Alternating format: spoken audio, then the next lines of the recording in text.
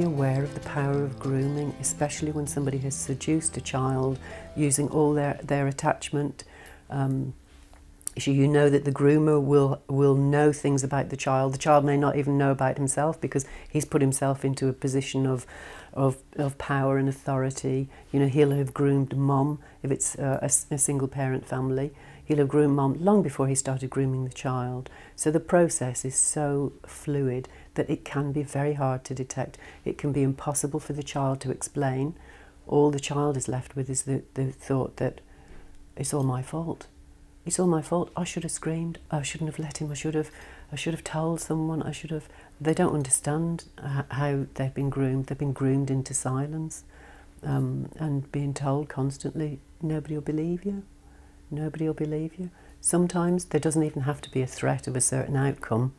Then the groomer will know that they've silenced that child well and truly because they've taken time. You know, that it's a huge investment of time. The survivor begins to blame themselves sometimes for what's happened because they haven't been able to talk to anybody else about it, and so it's just kept all within them, and then it can become a very confusing issue. And you end up being very kind of introspective with it and saying, well, actually, is this my fault? Was it me? Did I send off some kind of signs, some kind of signals? It gets very wrapped up and entangled in themes of love and care and what it means to have love, care, affection, physical touch, emotional.